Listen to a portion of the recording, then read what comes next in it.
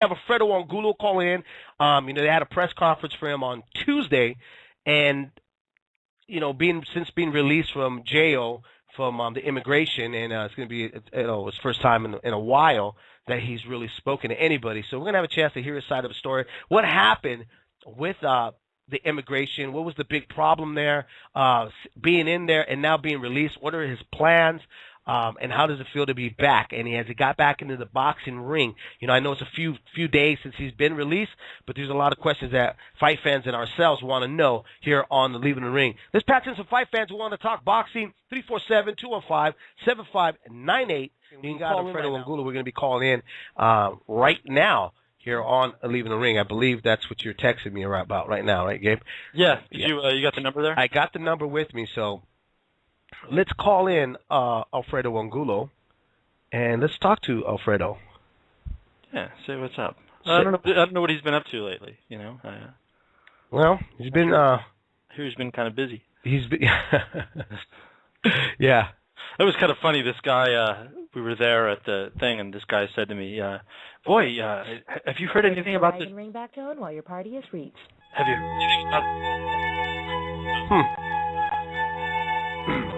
That's one way to start our evening. Like those old hag. Yeah. Bueno, puedo hablar con Alfredo Angulo. Él habla. Alfredo, ¿cómo estás? David Dueñas y Gabriel Montoya con Leaving the Ring Radio. Bien, ¿cómo están? Bien. Gabriel, you there? I am here. I guess Lucy Haro is with him. We're going to need Lucy to probably translate. And for our listeners, this is Lucy Haro. I know you read the article today, Lucy, and I was reticent to give you a title because I think you've, as I described you, you're the glue that kind of bonded together all the resources that Alfredo needed in order to get to where he is today, free in this country on our radio show. Not that wasn't the goal to get him on the radio show, but to get him free. How would you describe yourself to people that ask me that question? What is her role? I was the head attorney, and I basically made sure that everyone that was on Angulo's team were trustworthy and were capable of helping him, because when his problems emerged in 2010, I was actually creating a scholarship fund that Angulo wanted to do for people, mostly youth in Los Angeles. And all of a sudden, all these articles came out about him and his situation, and he was going to get deported, and he was fighting with Gary, which was all news to me, I think, like everyone else in the boxing community. Because I knew Alfredo, I knew Gary, I know everybody in the boxing community, and I wasn't even aware there were any problems until those articles came out. And so he trusted me, and so I started looking into his problems, and I have to say there was a lot of people offering help, and Michael Miller was already kind of as a consultant, was someone that Alfredo was looking to also for legal advice. So I just made sure that everybody that was going to be on his team from then on was going to be someone he could trust and that would actually help him instead of, hurt him. And so that's what my role was, really. I do give him legal advice, but he has a boxing attorney manager. That's Michael Miller.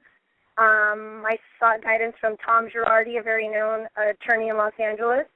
He was kind of my mentor. And then we went on with looking for the right immigration lawyer, because I think it took about 6 to 8 months to get his paperwork and find out where he was and what the situation was with all his business and legal affairs.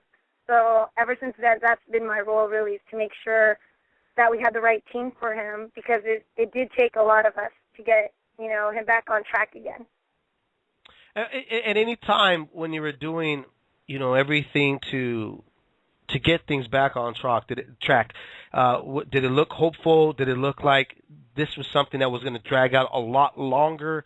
What was your sense and your feeling? I never thought it was going to take as long as it was going to take, and I believe we thought it would be maybe about 6 months to a year to clarify everything. A lot of things happened in those 2 years. Those articles affected Angulo a lot, and every possible way, not just in boxing, but in terms of the way people viewed Angulo. Every time I had to meet with an ICE officer or a government official, they would Google him and cite these articles that came out August and September of 2010. And that's what I think for a while the press really disappointed me, because at that time they were all repeating Gary's stories and other stories from other people that used to be on Angulo's teams without ever verifying with Angulo. And so it did do a lot of damage. It took us a while to clean everything up. And I think the biggest triumph for us was at the court last month when the judge said he found Angulo to be a credible person and allowed him to stay here. I think that speaks for itself in regards to what everyone said about him. And it took a long time so the truth could come out. And, you know, I don't think that all his problems had to be public the way they were. And I think it shows that there was a lot of untruth said about him. I'd say 90% was untruth. So that sounds like, I mean, I've dealt with it. We've talked about it quite a bit, having to kind of undo what the media allowed to kind of happen. There was a cover story kind of put out, and everybody went, "Oh, okay," and they kind of trusted it. It's kind of the press release culture. Let's get to the man of the hour here. What are his thoughts? I mean, we have. I think the last time we talked to him was before the Gomez fight, and we haven't talked to him really since. How has it been adjusting to being outside? How is he feeling right now? Amiga, ¿cómo te sientes ahorita estando fuera? La última vez que te hablaron era antes de la pelea de Gómez. Bien, tranquilo, y te más acostumbrado después de estar encerrado medio, ya estoy muchísimo mejor. I feel calm, at peace, especially after being locked up for 7 months. Things couldn't be better. Wow, I can't believe that he was away for 7 months and he's still able to stay calm and in peace. You know, at any point being in there, you know, taken away. I mean, he's literally just taken away from his family and restricted from the hard work that he's put in himself. How is he able to keep himself in good spirits? And at any point being incarcerated, did those good spirits, were they being broken apart? Did he need to re-find his good spirit in there? Or did he knew all along that this was just a game that he had to play with and he had to be patient about to chessmate himself in life? Estos últimos 7 meses he tenido muchos problemas y he tenido que estar ahí. ¿Cómo puedes todavía mantener una posición positiva? Habían momentos que tú te sentías perdido o frustrado, algo que, ¿cómo es que agarraste este momento para durar estos momentos? ¿No? Sí me sentí frustrado, es obvio, porque el director de ese lugar se hizo todo para que mi proceso fuera muchísimo más largo, para negarme todo lo que yo pedía, como los tenis shoes y todo. Y sí fue un poco frustrante, pero al darme la tarea de poder ayudar a la gente que estaba ahí detenida, eso sacó la frustración de mi cabeza, el poder ayudar a tantos detenidos que hay en ese lugar. There were many moments that were very frustrating, that I didn't know what to do, especially when the director would go out of his way to make my life harder. For example, not allowing me to have tennis shoes for several months. I would get frustrated, but the work of helping the other detainees there made it better. It made it tolerable. So I just focused on that and trying to survive the situation. There was something that he said in the video interview done by Damon Bingham. Talked about how he had asked, "Why me? Why now? Why is this happening?"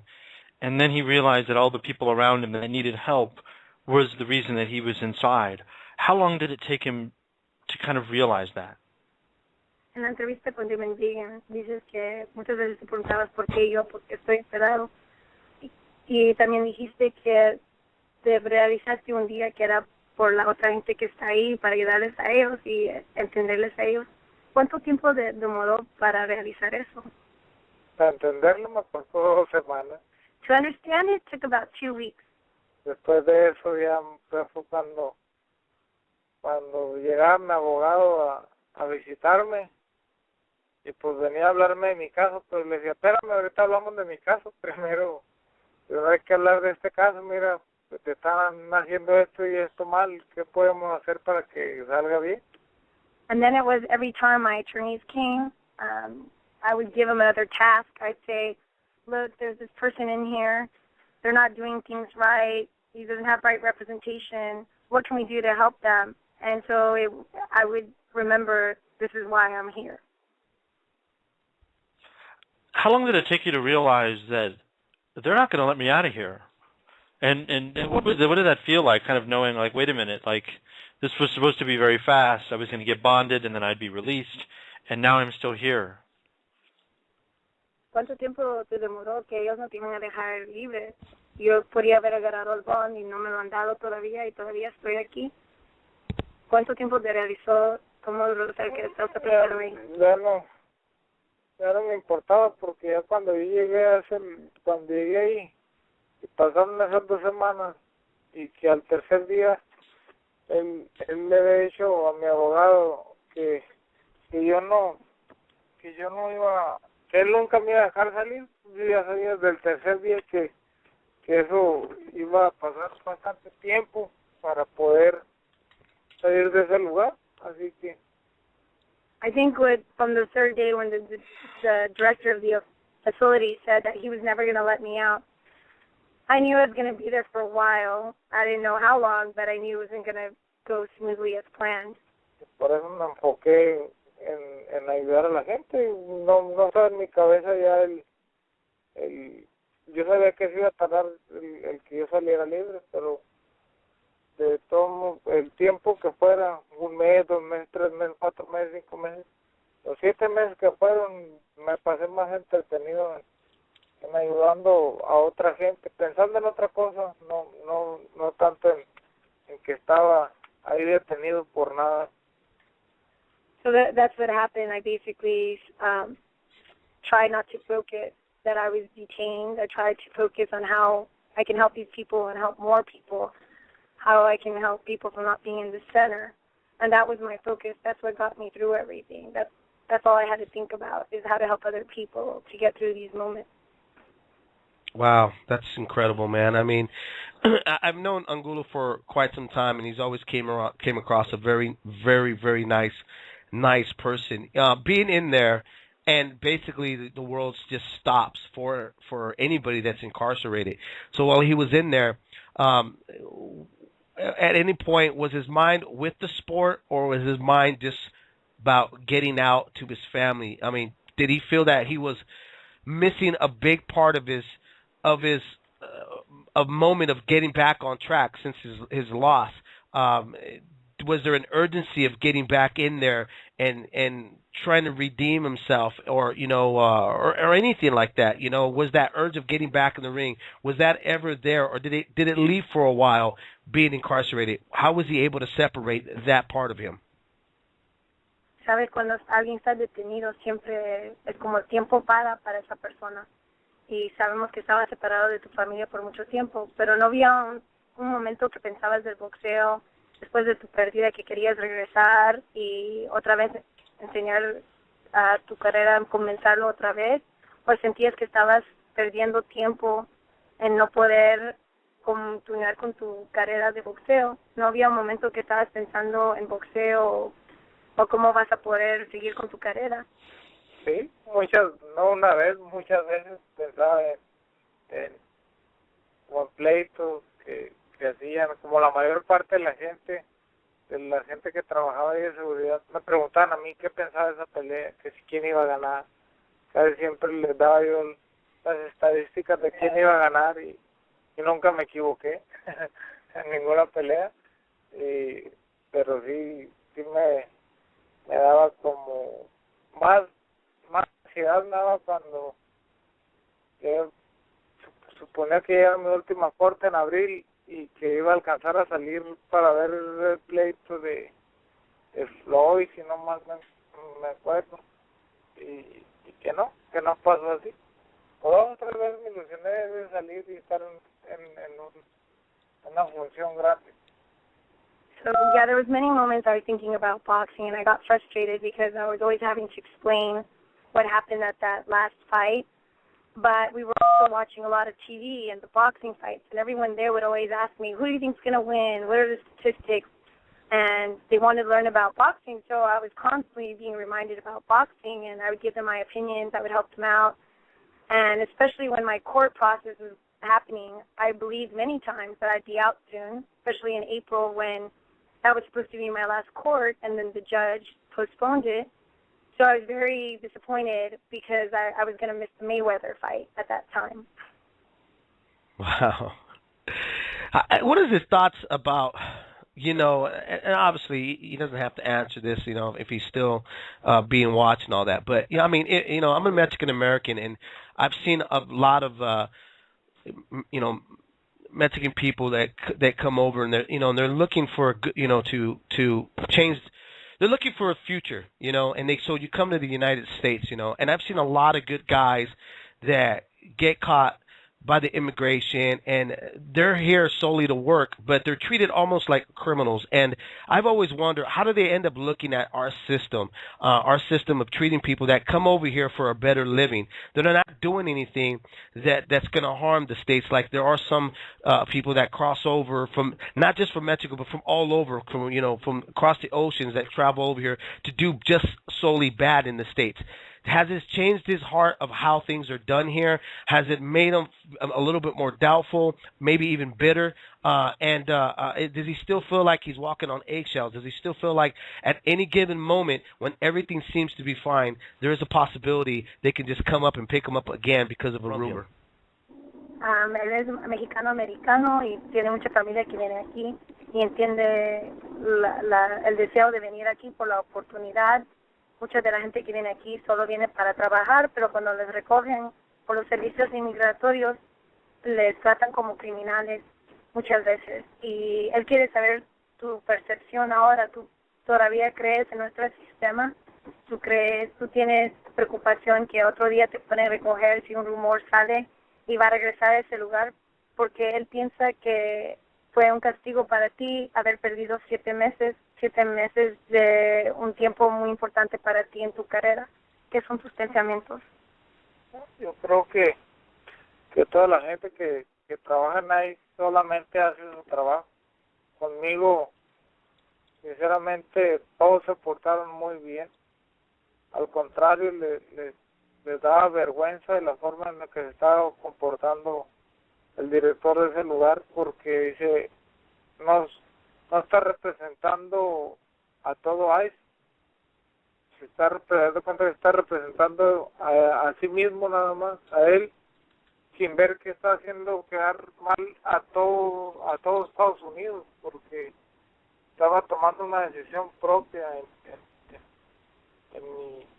una opinión propia en mi caso, que eso es algo ridículo. Y yo creo que la gente ahí normalmente hace correctamente su trabajo. Desgraciadamente a ellos les toca ir a recoger a la gente, a veces a las casas, pero es gente que no está siguiendo la ley, es gente que si ya perdió su proceso, desgraciadamente pues no tiene que estar en el país o no puede estar en el país. Yo creo que mientras hagan las cosas correctas o conforme marca la ley aquí en Estados Unidos, no van a tener ningún problema. So he says basically all of the ICE officers treated him very well for the most part. They are just doing what their job is. That's what they're sent out to do. But at the facility, they all treated him kindly, and a lot of them were embarrassed constantly by the things that were going on with my case and the way this director was treating me. It wasn't the norm, and it didn't make ICE look good. And this director didn't realize his behavior represented all of ICE, our government, not just himself, but yet he was making his own personal opinion on how I should be treated. So I believe the other officers were disappointed because it made them all look bad as a whole. Usually ICE has to do their job. They that's their job, to go out and get people, pick up people, but usually it's people who've broken the laws, people who've lost their court cases. So those are the ones they go to their homes to pick up. It's not just a random person that they go over to get, but I believe they're trying to do their job. Well, on a side note, usually they go get people that are criminal and that have said that they were going to leave, or they lost their court case and they were going to leave voluntarily, but they never did. Right.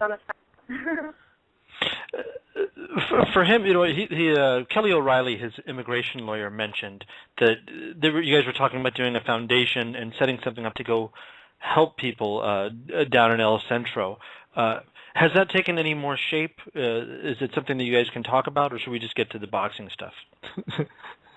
Kelly O'Reilly dijo que ustedes van a hacer una fundación para ayudar a los inmigrantes. ¿Es algo que ya han estado estableciendo o todavía necesitan más tiempo para hacer eso y ya podemos hablar de boxeo?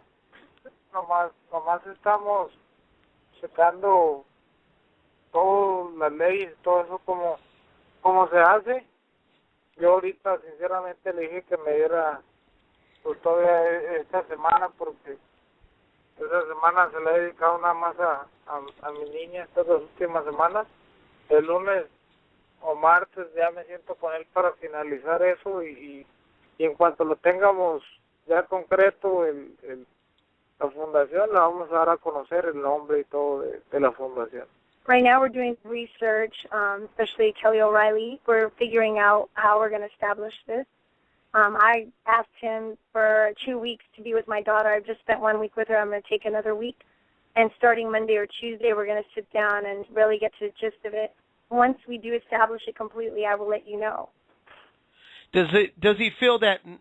Let me ask this. With this whole experience and being taken away from his daughter and his family, and from the sport that was giving him a good living and the sport that he loved, does he feel that this is a calling for him to do this extra thing by trying to help people that have been subjected to this incarceration? Does he feel that this cause is much bigger than the sport of boxing right now for himself, for him to reach out and create a foundation and help others? ¿Tú crees que tu trabajo, ayudar a los inmigrantes, por tu experiencia y todo lo que ha pasado, tú crees que eso es más grande que tu carrera en boxeo, a dedicarte a ayudarte a ellos y crear esta fundación, o todavía piensas que tu carrera de boxeo es importante? No, todavía mi carrera es importante, es un paso grande, creo yo, para poder ayudar a esa gente. Si no me ayudo primero yo a mí mismo, no voy a poder ayudar a nadie. Así que tengo que ayudarme a mí mismo, y conforme pase el tiempo, si Dios quiere, estamos empezando ahorita una fundación chiquita. Esperamos que con el tiempo no sea una fundación chiquita, sino sea una fundación muchísimo más grande, para ayudar a toda, no más a la gente que está en el centro, sino a toda la gente que se encuentre en cualquier centro de detención en Estados Unidos. So, boxing, my career is very important. It's a big step to want to create this foundation, but I can't help others if I can't help myself, and boxing is my career. I plan to dedicate myself to that, but at the same time, I can start a small foundation, and hopefully this will grow to help others. And hopefully it'll grow large so we can help immigrants everywhere and those who are in any detention center anywhere in this country. That is hopefully the goal. Do you think also, not just immigrants that need kind of further education about how to get good legal representation, but boxers, it seems like Kelly O'Reilly said, had your paperwork been taken care of in the first place, you'd be a citizen right now. Do you think that, do you kind of regret that, not being as educated and involved with your own paperwork as you should have been? Boxeadores normalmente no se dedican al negocio y los papeles. Kelly O'Reilly ha dicho que esto nunca tenía que haber pasado, porque si hubieran hecho todo lo correcto hace años, tú ya deberías ser ciudadano americano. Entonces, es algo que te arrepientes no tener más la educación, o o ser más involucrado en tus papeles y tus negocios para saber cómo tenías que manejar la situación? Pues no me arrepiento porque ya pasó. Desgraciadamente no tuve una educación muy grande, solo terminé la primaria, pero gracias a Dios que he sabido llenarme de la gente que es buena y que tiene buenos deseos y que conoce las leyes aquí en Estados Unidos. Así que creo yo que por el tiempo de antes ya pasó. No, lo siento que haya tenido que pasar por todos esos problemas, la falta de educación, pero yo creo que me ha enseñado muchísimo todo esto para ser más grande, no nomás en mi carrera, sino como persona. ¿Por qué? Porque no nada más pensar en uno mismo, sino que hay que pensar en que hay muchísima gente que se encuentra, como te digo, en los centros de detención que no tienen ni los recursos de quien los represente bien, y es muy duro todo eso. So I can't look at the past and have any more regrets. It's in the past. I'm trying to keep it there. I only had primary education, so yeah, I was kind of a loss. But I think now I have the right people around me, people who know the laws, and that was probably my flaws, not to have people who really were trustworthy or knew what they were doing to guide me. But I'm going to leave the regrets for the past and go forward. And I also realize now that, like me, there's a lot of people there who don't have the luck that I do now to have the right representation, and they're incarcerated there and not meaning to be. And that's something I feel bad for, that they don't have the right representation or people to guide them. Absolutely, you know. Let's talk about his weight. How was his weight conditioning? Obviously, he was probably not able. I mean, he wasn't able to do this routine that he was normally doing to prepare himself. You know, to when he would get into the ring. But how is this? How does he feel? Is he going to stay at 154? Is he moving up? What does he think right now at this moment of what division he will return to? Tu peso, todos están preocupados por tu peso y quieren saber cómo todo el tiempo que has estado ahí, que si has mantenido tu peso o si quieres subir de categoría o si vas a seguir peleando en tu categoría de 154.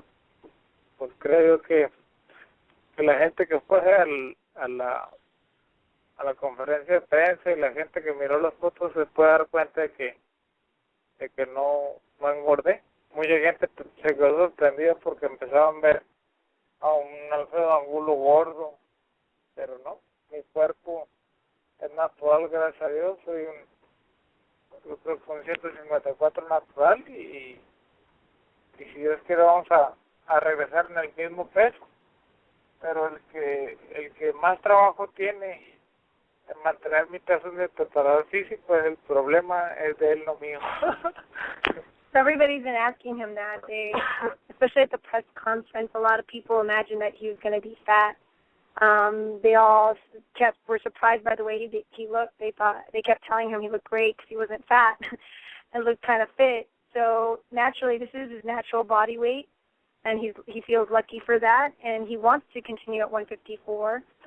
He hopes, if God blesses, that's where the weight class he'll continue. But now the job at hand goes to his conditioning coach, and that's Daryl Hudson, and he will have the hard task of making sure that I'm at the right weight and that I can still pull off what I usually do in regards to my conditioning. How long do you think he's going to take to assess that? You know, I know you guys go to the gym like next Monday. Actually, and also, has he decided on a trainer? Have you begun that process, or does that begin next week also? ¿Cuánto tiempo crees que te va a demorar para saber si el tiempo que te va a tomar para estar preparado otra vez para pelear? Y si has escogido al entrenador, porque sé que el lunes vas a comenzar ahí al gimnasio con Daryl. La semana voy a trabajar con Daryl nada más, y ahorita estamos trabajando en eso buscar el entrenador. Hoy trabajamos con un entrenador. He says, basically that's the job at hand. On Monday, I'm going to work a week really hard with my conditioning coach, and we will see where I'm at. And actually, today I did some work with a trainer that I'm thinking of, but I think after 1 week I will be able to really say where I'm at, and I can tell you, and we will be able to also choose a coach once I'm in a better shape. Well, I don't want to keep him any longer. He's been doing interviews. I know he needs to get back. I'm just happy to have you back on, man. I'm just happy that everything worked out for you, the way that it did. Happy endings are so rare in boxing and in life, and I'm glad you're getting one. Él dice que gracias porque no quiere tomar más de tu tiempo, pero es una alegría de verte así y quiere darte las gracias. Entonces, no, ya no te quiere fastidiar porque sabe que No, al contrario, gracias a ustedes por tomarse el tiempo de esta entrevista, lo agradezco mucho, y especialmente a Gabriel Montoya le doy las gracias por todo el apoyo que me ha dado en estos tiempos tan difíciles para mí, y a la gente de ICE que siempre hizo su trabajo en contra del director, la verdad, porque mucha gente se puso en problemas por hacer su trabajo correctamente en contra del director de ese lugar. Thank you guys for having me on here. It's a pleasure always to do interviews with you. And thank you so much, Gabriel, again, for supporting me all this time. I know it was hard work for you. And I also want to take the chance to thank all the ICE officers and employees who did their job right and were persecuted for helping me or just doing things correctly, treating me right, when going against their director. This job is really hard, and it's kind of thankless. And yes, seeing him with his daughter and blowing out candles, and that's why we did it, and I'd do it again. Dice que son momentos así como verte libre y verte con tu hija soplando la torta, las velas. Esos momentos les hace el trabajo fruto. Muchas gracias, al contrario. Y ahorita que está hablando de mi hija, que está afuera de su escuela ya para recogerla. He says, thank you so much. And now talking about my daughter, I'm in front of her school and I need to go pick her up. All right. Well, you do your thing, man. We'll see you soon. Okay. Take care. I'll see you soon. All right, Alfredo. All right, brother. Bye-bye. Bye-bye. Bye. Bye, Lucy. There you go. Alfredo Angulo with us here on Leaving the Ring Radio. I think you said it right, that it's really rare we get a story of boxing that ends well. And I still just can't get how so positive he is with everything that's basically happened, with Dude. him. Being incarcerated for no apparent reason, and then people writing here and there that didn't contribute. They just kind of hurt him even more, and kept him away from his family and away from the ring. Yeah. It's sad that you see guys out there and we've always been ones that say that, you want to help out the sport, you want to do this, get out there, cover the sport or et cetera, et cetera. But sometimes that translates into cover the sport, do your job, do it the right way. Not just, be a fan that runs off of rumors and, is all happy because you got a chance to speak to this person and didn't decide to do, the whole job, the extra mile, the follow-ups, the behind the scenes, the facts. That's the word, the facts, following up on the facts. And you don't really understand the damage that you can do to somebody based on just going off whatever you feel that is necessary to throw out there because you're worried about hits and other things. It was crazy if you go back and read that, the two-parter I did about him. When I was researching that, it was kind of amazing that when you Googled him, when I was doing like a media timeline of how that, of the Martinez negotiations, how it was spread, who wrote it, and who picked it up and then spread it and moved it. Yeah, it was very one-sided. No, there was not one that went and asked him what was going on, and quickly that just became the story. That Angulo was this prima donna, and all this kind of went down, and it was very damaging for him. There's a lot more to it. There's still, I would say, 25 pages of notes, of leads and things left in my notebook from talking with him. That there's still a lot there. I don't even know, like he said, maybe just leave the past in the past. But it was just an amazing story, and I remember. I don't want to get negative because I'm just so happy for him, but I'm sitting there at the celebration, and Golden Boy was, I'll give it to them. They were gracious enough to allow me to come to that event. We didn't really talk. We kind of did at the end. I kind of regret the way it went. But I'm sitting there, and there's this whole room full of media. And all these people are videotaping. And Beto over here, I couldn't even get near him. Right. We kind of nodded at each other across the table. It was the first time I'd seen him as a free man in a long time. And I waited, and we did the interview in the car on the way home. But I'm like, if half of these guys had half the interest that I did in the story, maybe it wouldn't have been 8 months. Maybe it would have been 4 months. Maybe he wouldn't have had to go through the detention center at all. But instead, everybody kind of like the last lines of his interview with me. He said, like, I've got the right people around me, and I don't really have to fire anybody because my whole team, everybody that I trusted completely, they all left. So I don't have to fire anybody. I just kind of, it's just interesting seeing people pat him on the back and, oh man, it's great. I wish our media was more curious and didn't just take press releases or one person's word for it. I'm not calling anybody a liar in this particular case. What I'm saying is endeavor to find out more.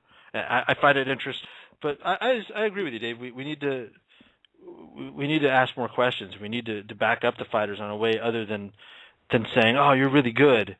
But, when they need us most, we should be there. The WSB fighters, I wish more writers would pick that story up because there's like, I don't know, a few hundred of those guys or over 100 of those guys. I can't tell all those stories myself, and it's an important story. There's this poor kid. I heard another one, Eric Fowler, is out in Texas. Good fighter, could be developed into a good lightweight. He's 5-3. Nobody touches him. There's so much good to do in this sport, and so much apathy. It kind of sucks. Yep, I agree. And I'm reading a couple of things that people are tweeting out to us about the Alfredo Angulo interview, and people hitting me up on Facebook as well. You can call in if you want to. Let's talk some boxing here on Leaving the Ring. You can call 347-215-7598. Speak to myself, Dave Duenas, or Mr. Gabriel Montoya. Got to get past the man behind the switchboard, Mr. David Chen. Let's talk some boxing. 3 hours of boxing.